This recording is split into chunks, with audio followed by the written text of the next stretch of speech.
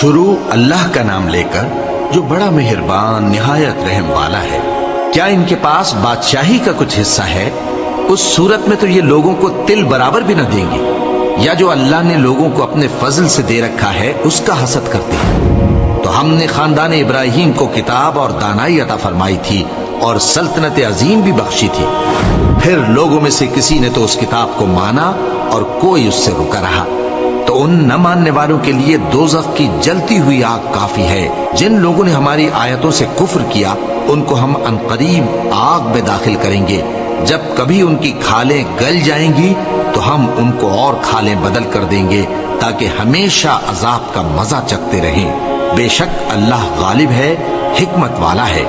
اور جو لوگ ایمان لائے اور عمل نیک کرتے رہے ان کو ہم بہشتوں میں داخل کریں گے جن کے نیچے نہریں بہ رہی ہیں، وہ ان میں ہمیشہ ہمیشہ رہیں گے۔ وہاں ان کے لیے پاک بیویاں ہیں اور ان کو ہم گھنے سائے میں داخل کریں گے۔ مسلمانوں، اللہ تم کو حکم دیتا ہے کہ امانت والوں کی امانتیں ان کے حوالے کر دیا کرو، اور جب لوگوں میں فیصلہ کرنے لگو تو انصاف سے فیصلہ کیا کرو۔ اللہ تمہیں بہت خوب نصیحت کرتا ہے، بے شک اللہ سنتا ہے، دیکھتا ہے۔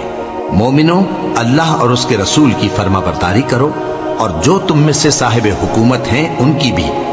پھر اگر کسی بات میں تم میں اختلاف واقع ہو تو اگر اللہ اور روز آخر پر ایمان رکھتے ہو تو اس میں اللہ اور اس کے رسول کے حکم کی طرف رجوع کرو۔